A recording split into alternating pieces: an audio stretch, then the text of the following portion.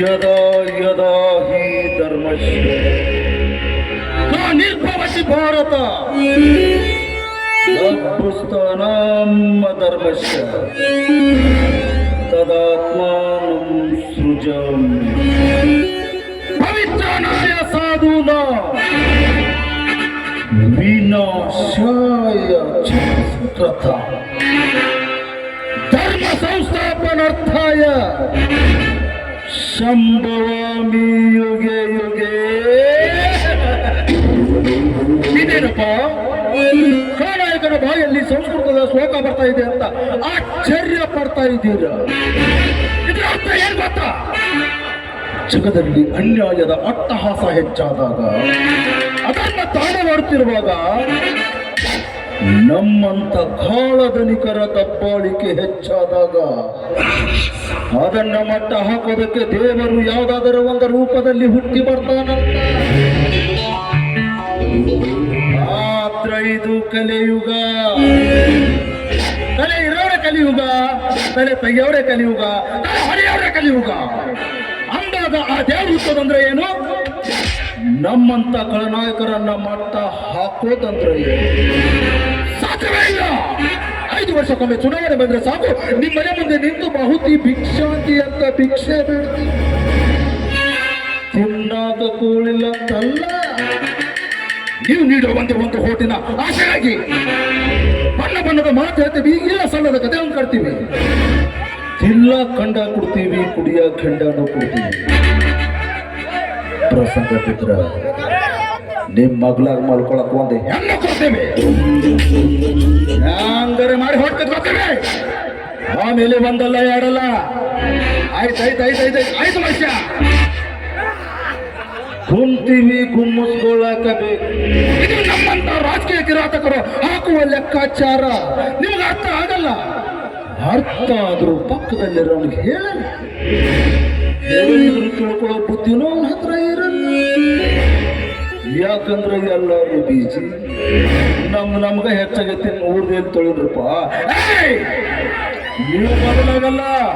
ಬದಲಾಗಕ್ಕೆ ನಮ್ಮಂತವ್ರು ಬಿಡಂಗಿಲ್ಲ, ಬಿಡೋದಕ್ಕೆ ಚಾನ್ಸು ಇಲ್ಲ. ಅಷ್ಟರಲ್ಲೊಬ್ಬ ಭಾಷಾ ಪಾಕದವನು ಬೆಳಕಾಗೋದ್ರೊಳಗೆ 100 ಇದ್ದುದು 200 ಆಗ್ಬೇಕಂತ ಆಸೆ ಪಡ್ತಾನೆ. ನಾವು ಆಸೆ ಪಡೋದಪ್ಪ. ಭೂಮಿ ಮೇಲೆ ಬೀಜ ಬಿತ್ತಿದ ರೈತ ಒಂದೇನೆಗೆ ಆಸೆ ಪಡ್ತಾನೆ. ಚುನಾವಣೆಯಲ್ಲಿ ಇದೆ ನಿಮ್ಮ ಮುಸುಡಿನ ನಂಬಿಕೊಂಡು ಹೋಟಿಗೆ ಸಾವಿರ ಹಂಚಿದಿನಲ್ಲ. ಹೆಂಗ ತೆಗಿಬೇಕ್ರಪ್ಪ, ಹೆಂಗ ತೆಗಿಬೇಕು?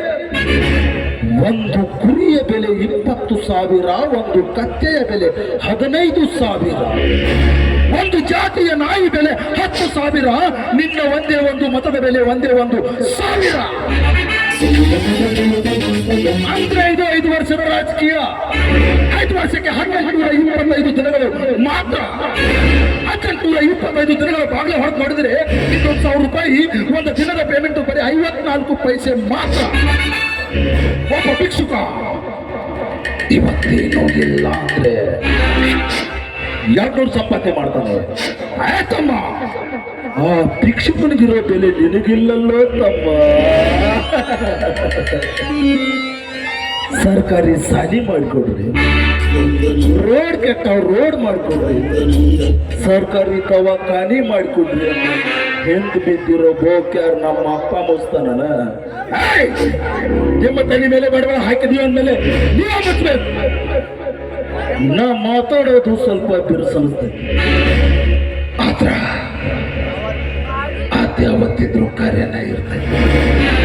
ಇರಬೇಕು ದುಡ್ಡಿನ್ಯಾಗ ದೊಡ್ಡವ ಈ ಶ್ರೀಕಾಂತ್ ಗೌಡ, ಸಾಕಿನ್ಯಾಗ ದೊಡ್ಡವ ಈ ಶ್ರೀಕಾಂತ್ ಗೌಡ, ದೌಲತ್ನ್ಯಾಗ ದೊಡ್ಡವ ಈ ಶ್ರೀಕಾಂತ್ ಗೌಡ. ಹುಟ್ಟುವಾಗ ತಾಯಿ ಗರ್ಭದಿಂದ ಹೊರಗೆ ಬಿಡಬೇಕಾದ್ರೆ ಜಯನ ಮುಂದಿಟ್ಟುಕೊಂಡು ಹುಟ್ಟಿದವನೇ ಈ ಶ್ರೀಕಾಂತ್. ಇಂಥ ಶ್ರೀಕಾಂತ್ ಗೌಡನಿಗೆ ಪಟ್ ಮಾಡ್ತೀಯನೋ ಧರ್ಮ ಕಿತ್ತು ಕೂಳಿಗಾಗಿ ಮತ್ತೊಬ್ಬರ ಮನೆ ಮುಂದೆ ನಿಂತು ಕೈ ಒಟ್ಟಿಗೆ ದರಿದ್ರ ಜಾತಿಗೆ ಸೇರಿದ ದರಿದ್ರ ನನ್ನ ಮಗನೇ ನಾವು. ಈ ಶ್ರೀಕಾಂತ್ ಗೌಡನ ಎದುರು ಹಾಕೊಳ್ಳೋದಕ್ಕಿಂತ ಮುಂಚೆ 1000 ಸರ ಯೋಚನೆ ಮಾಡಬೇಕಾಗಿತ್ತು. ಇವನು ಶಕುನಿ ಕುಲದವ ಅಂತ ಕೈಯಿಂದಾದ್ರೆ ಹೋದ್ರು, ಕೈಲಿಂದಾದ್ರೂ ಮಾಡೇ ತಿಳಿ. ಇವನು ಹೂ ಅಂದ್ರೆ ಪ್ರೇಮೆ, ಅಂದ್ರೆ ಸುನಾಮಿ.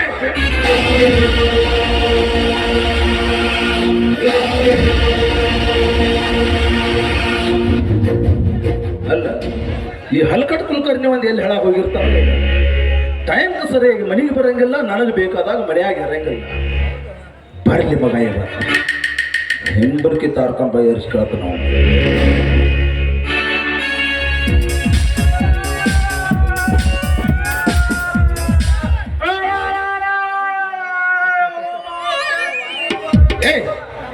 ಹಿಂಗ್ಯಾಕಲೆ ಹೇಳ್ರಿ ಅವ್ರ ಸಿಕ್ಕಾಪಟ್ಟೆ ಸಿಕ್ಕಲ್ಲೇ ಕೂತಿ ಕಳಿಸ್ಬಿಟ್ರಿ ನನ್ನ. ಯಾಕಲೆ ಎದರ ಸಲುವಾಗಿ? ಹೇಳ್ರಿ ಗೌಡ್ರ, ನಮ್ ಧರ್ಮಗಳು ಆ ಧರ್ಮನ ಹೊಲ್ದಾಗ ಸಿಕ್ಕಾಪಟ್ಟೆ ಕಬ್ಬು ದಾಂಧಿ ಮಾಡ್ಯಾವ ಅಂತೇಳಿ ನಾನು ಭಾಳ ಕೆಟ್ಟ ಸಿಕ್ಕಲ್ಲೇ ಕೂತಿ ಕಳಿಸ್ಬಿಟ್ರಿ. ಇಷ್ಟನ ಏನಾಗೋದ ಬೆಳ್ಳೆ? ಗೌಡ್ರ ಟೂರ್ ಹೊಕ್ಕ ಮೇಯ್ತೀವಿ, ಗೌಡ್ರ ದನ ಹೊಟ್ಟು ಮಂದಿ ಹೊಲ ಹೊಕ್ಕ ಮೇಯ್ತಾವ. ಏನಾಗೋದೈತಿ?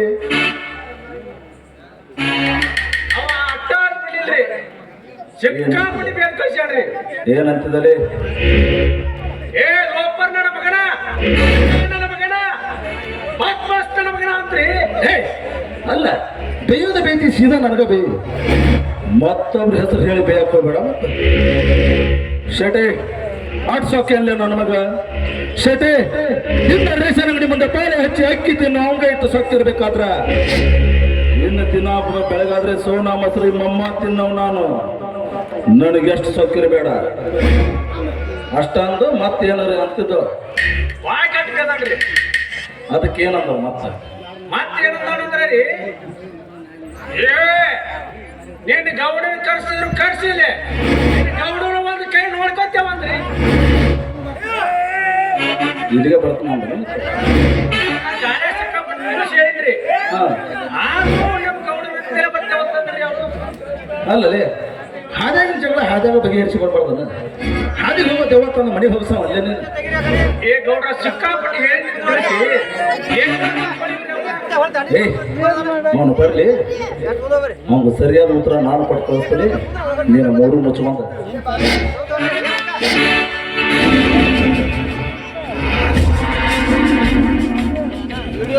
ನಮಸ್ಕಾರ ಮಾಡ್ತೀನಿ ಗೌಡ್ರಿಗೆ.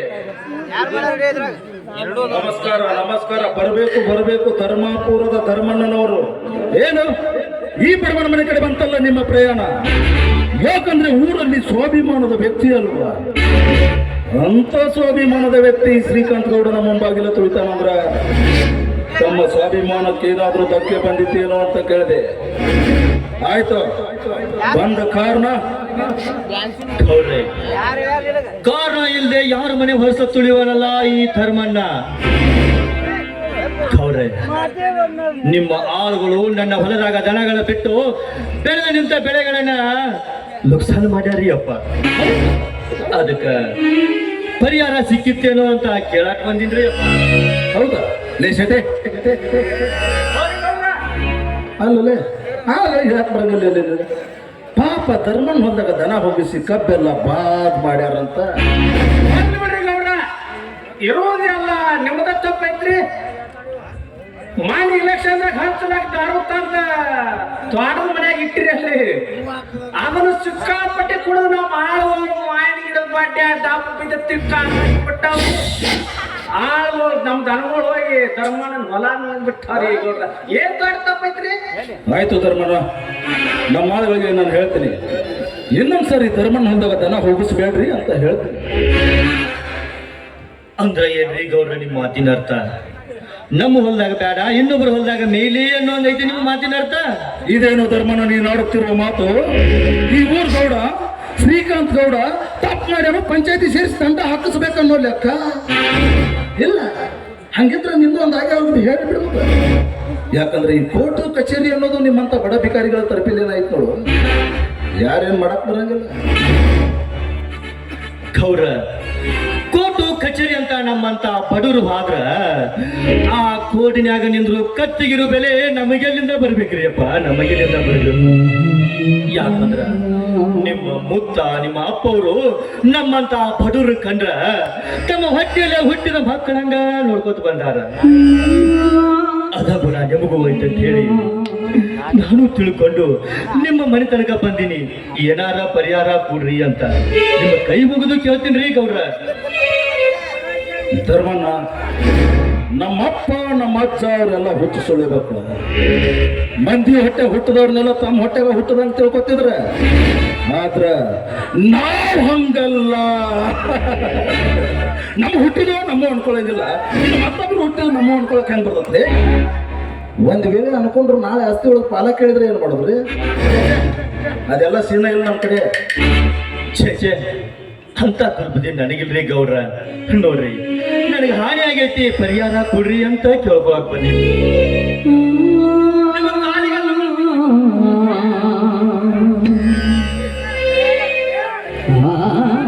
ಅಲ್ಲ ಏನ್ ಮಾಡಕತ್ತೀನಿ? ತೊದಲಿಗೆ ತೊದಲು ಬಡ್ದು ಹಿಡಿದ್ರೆ ರೊಕ್ಕ ಹುಚ್ತಾವನ. ಹಂಗ ರೊಕ್ಕ ಹುಚ್ಚುವಂಗಿದ್ರೆ ಬೆಳತನ ಹಿಡ್ಕೊಂಡ್ಕೊಂಡ್ರ ಮಗ ನಾನು ನೋಡ್ದರ್ಮನ. ನೀನು ಕಾಲು ಬಿದ್ದು ಕಾಲುಂಗ ಬಿಚ್ಕೊಳ್ಳೋ ಜಾತಿಗೆ ಸೇರ್ತಾವಂತ ನನ್ ಚಲೋನ ಗೊತ್ತೈತಿ. ಏನು ಇಷ್ಟಂಗ ಲಚ್ಚಿಕೆಲಕತ್ತಿ ಅಂದ್ಮೇಲೆ ಕೊಡೋದಿಲ್ಲ ಅಂದ್ರೆ ಈ ಶ್ರೀಕಾಂತ್ ಗೌಡನ ಸ್ವತ್ತನ ಆಗ್ತದ. ಕೊಟ್ಟು ಕಳಿಸ್ತೀನಿ, ಆದ್ರೆ ಹಂಗ ಕೊಟ್ಟು ಕಳಿಸೋ ಅಭ್ಯಾಸ ನನಗಿಲ್ಲ. ಏನಾದ್ರೂ ಮುಯ್ ಇಟ್ಕೊಂಡು ಕೊಟ್ಟು ಕಳಿಸೋ ಜಾತಿಗೆ ಸೇರ್ದವ್ ನಾನು. ಏನ್ರಿ ಗೌಡ್ರ ಮುಯ್ಯಿಗೆ ಮುಯ್ಯಿ? ಗೌಡ್ರು ನೀವು ದೊಡ್ಡವರು, ನಾವು ಬಡವರು. ನಮ್ಮ ಜೋಡಿ ನಿಮ್ಮ ಜೋಡಿ ಹಂಗ್ರಿ ನೀವು ಕೊಡ್ತದೆ ಅಲ್ರಿ ಗೌಡ್ರ? ಮೂ ಕೊಡು ಅಂತದ ನನ್ನ ಹತ್ರ ಏನೈತ್ರಿ ಗೌಡ್ರ? ನನ್ನ ಹತ್ರ ಏನೈತಿ? ಆಯ್ತು ಧರ್ಮಣ್ಣ, ಈ ಜಗತ್ನಾಗ ಅವನೇ ಎಷ್ಟು ದೊಡ್ಡ ವ್ಯಕ್ತಿ ಇದ್ರು ಒಂದಲ್ಲ ಒಂದ್ ದಿವಸ ಮತ್ತೊಬ್ರ ಹತ್ರ ಕೈ ಒಡ್ಡಾಕ ಬೇಕ. ನನಗ್ ಬೇಕಾಗಿರೋ ವಸ್ತು ನಿನ್ನ ಹತ್ರ ಐತಿ, ನಿನಗೆ ಬೇಕಾಗಿರೋ ವಸ್ತು ನನ್ನ ಹತ್ರ ಐತಿ. ಅದ್ರಾಗ ನೀ ಸ್ವಲ್ಪ ದೊಡ್ಡ ಮನಸ್ಸು ಮಾಡಿ ಅದ್ಲಿ ಬದ್ಲಿ ಮಾಡ್ಕೊಂಡ್ಬಿಟ್ರ ನನಗೂ ಸಂತೋಷ ಆಗ್ತದ, ನಿನಗೂ ಸಂತೋಷ ಆಗ್ತದ.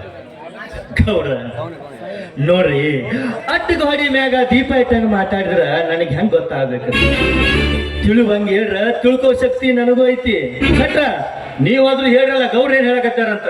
ಗೌಡ್ರ ಮೊದಲ ಹೆಪ್ಪಟ್ಟು ಕಂಪ್ನಿ ದಾನ ದಾನಿ ಮಾಡಿ ಹೊತ್ತ ಸಿಕ್ಕಾಪಟ್ಟಿ ಬಾಯ್ ಮಾಡ್ಕೋತ ಊರಾಗ ಬರೋ ಕಂಪ್ನಿ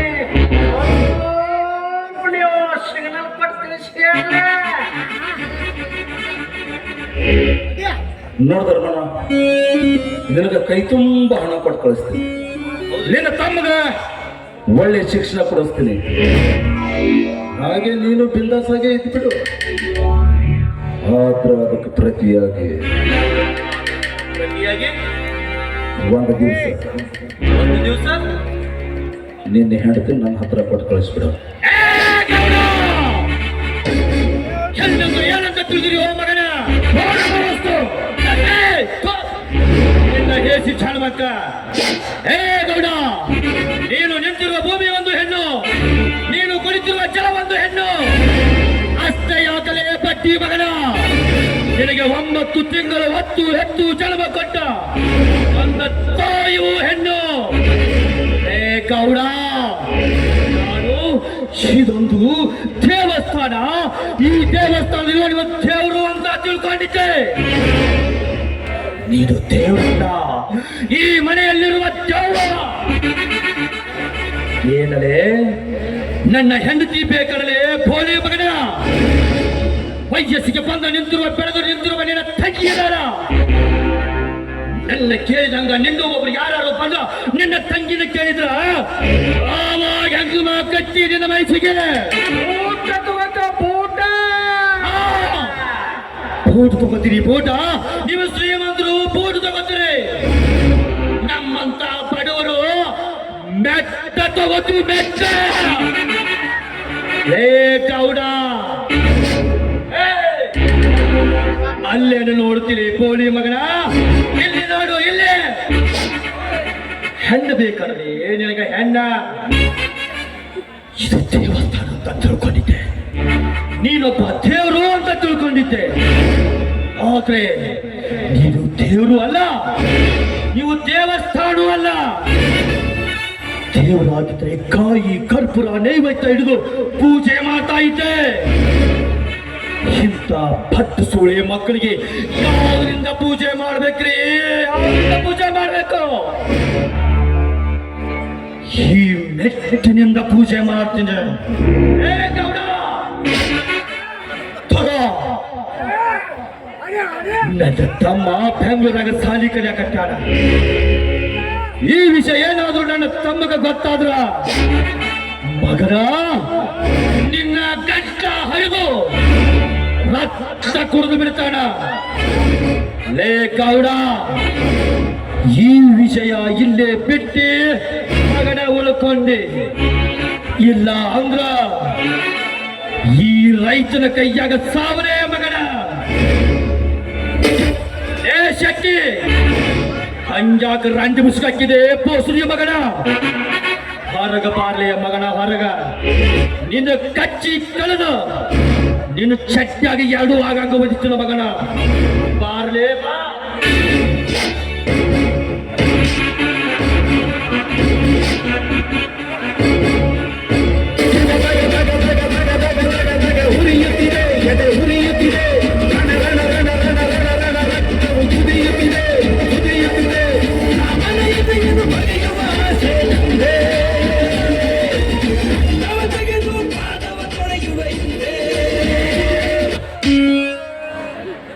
ಬೆನ್ ಹಿಂದೆ ಬಿದ್ದಿರೋ ಚಪ್ಪಲಿನ ಕೊರಳಿಗೆ ಹಾರ ಅಂತ ಹಾಕೊಳ್ಳೋ ನಾನು ಏನು ನನ್ನ ವೈರು ಎಸ್ತಿರೋ ಚಪ್ಪಲಿನ ಅಷ್ಟೊಂದು ಸಲೀಸವಾಗಿ ಬಿಟ್ಟು ಕೊಡ್ತೀನ ಚಾನ್ಸ ಇಲ್ಲ ಇದನ್ನು ಜಗಲಿ ಮ್ಯಾಗಿಟ್ಟು ಪೂಜೆ ಮಾಡ್ತೀನಿ ಯಾಕೆ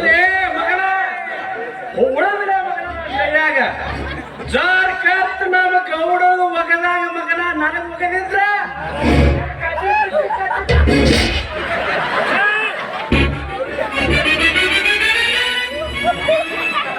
ನೀವು ಎತ್ತ ಹಾರ ನೀವು ಹಾದ ನಡೆಸಾಳಿ ಕಚ್ಚಿ ಪಿಚ್ಚಿ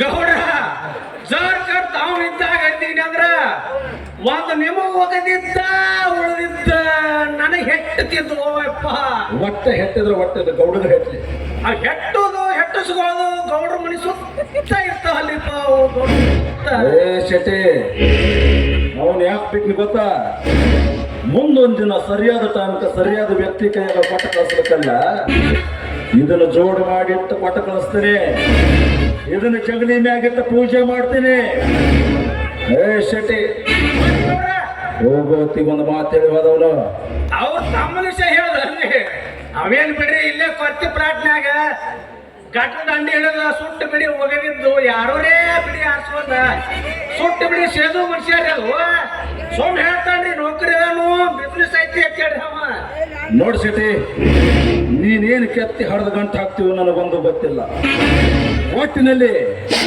ನಾಳೆ ಬೆಳಗಾಗೋದ್ರೊಳಗಾಗಿ ಅವನ ತಮ್ಮನ ಮೊಬೈಲ್ ನಂಬರು ಅವನ ಫೋಟೋ ಸಮೇತ ತಂದು ನನಗೆ ವಾಪಸ್ದ ಹೋದ್ರ ಮಗನ ಬಹಳ ದಿವಸ ಆತ ಮ್ಯಾಲಿನ ಯಾ ಹೆಣ್ಣನು ಜೋತಾಡಿಲ್ಲ ನೆಕ್ಸ್ಟ್ ನಿಂದ ಮತ್ತ ಯಪ್ಪ ನೀವ್ ಹೇಳಿದ ಕೆಲಸ ಗ್ಯಾರಂಟಿ ಮಾಡ್ಬಿಡ್ತೀವಿ ಗೌಡ್ರ ತಗ ಯಪ್ಪ ಇದ್ರ ಹೋದ ಟೇಜ್ರಾಗಿಲ್ಲ ಇಲ್ಲ ಒಂದು ಪಾಯಿಂಟ್ ಎ ಸಿ ಜಾಸ್ತಿ ಇತ್ತು ಫ್ರಿಜ್ನಾಗ ಯಾವ